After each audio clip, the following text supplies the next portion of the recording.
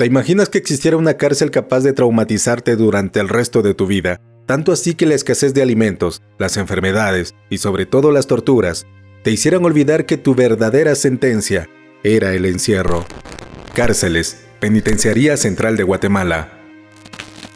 Este recinto del miedo y terror era utilizado para torturar a muchos reclusos que pagaban sus fechorías, no importando la gravedad de cada acontecimiento. Aquí todos eran tratados por igual. Se cuenta que muchas personas eran inocentes y simplemente habían sido condenados por equivocación o por la falta de documentos que demostraran que eran personas de bien. De igual forma se mencionan que la tiranía de los gobernantes de aquellos años ordenaban la detención y captura de sus enemigos, opositores o cualquier otra persona que creara movimientos en contra del gobierno en curso. Acá se llevaban actos inhumanos que provocaron el desfallecimiento lento de las víctimas y otros que lograron sobrevivir, quizá con mutilaciones, traumas, locura, hasta que físicamente ya no podían más y finalizaban con su existencia, aparentemente de muerte natural, todo derivado de enfermedades, desnutrición o agotamiento. Nadie podía hacer nada por ellos, ya que las autoridades seguían órdenes y la mayor parte disfrutaban del sufrimiento ajeno. Entre estas cuatro paredes, todo aquel que ingresaba sabía que no volvería a ver la luz de la libertad.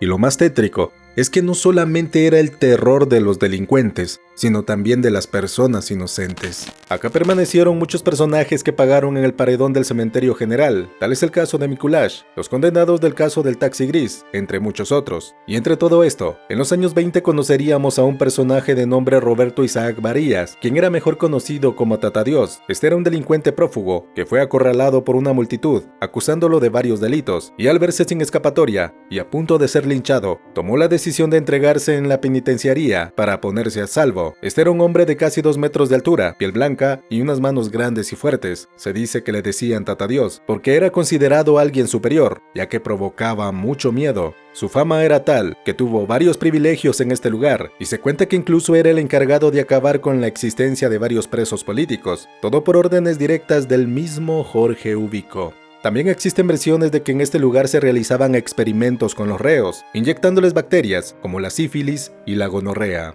Y para aumentar aún más el miedo, acá se llevaron a cabo fusilamientos frente a un árbol de amate que se decía se alimentaba de sangre de los desvividos.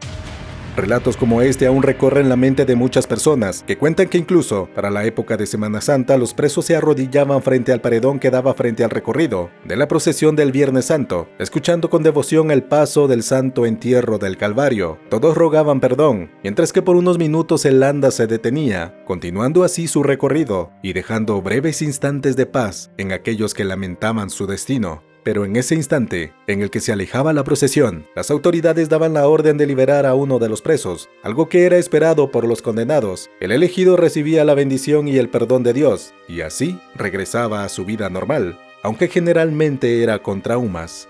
Este icónico edificio se convirtió en el lugar más tenebroso del país y funcionó durante 87 años, supuestamente para mejorar las condiciones de los reos. Y es que fue en 1875 cuando se tomó la decisión de construir una penitenciaría central, derivado de las malas condiciones en las que se mantenían a los presos, esto en las cárceles de hombres y en la Casa Correccional de Santa Catarina para mujeres. Fue en 1877 cuando inició su construcción, esto durante el gobierno de Justo Rufino Barrios, finalizándola en 1888, enviando así a todos los hombres en cautiverio, comenzando así a acoger a los reos sentenciados y en situación preventiva, formando parte importante de la historia de Manuel Estrada Cabrera y Jorge Ubico, quienes se especializaron en condenar a muchas personas.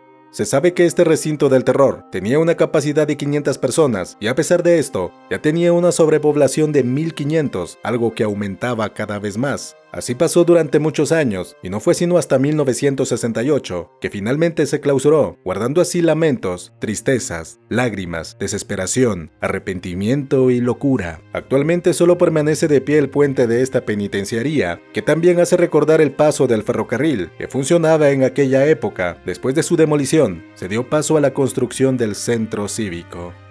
Deja tus comentarios, suscríbete al canal y no olvides activar la campanita de notificaciones para enterarte cuando suba más videos. Y no olvides seguirme en las redes sociales, es la mejor forma en que puedes apoyarme. Hasta la próxima.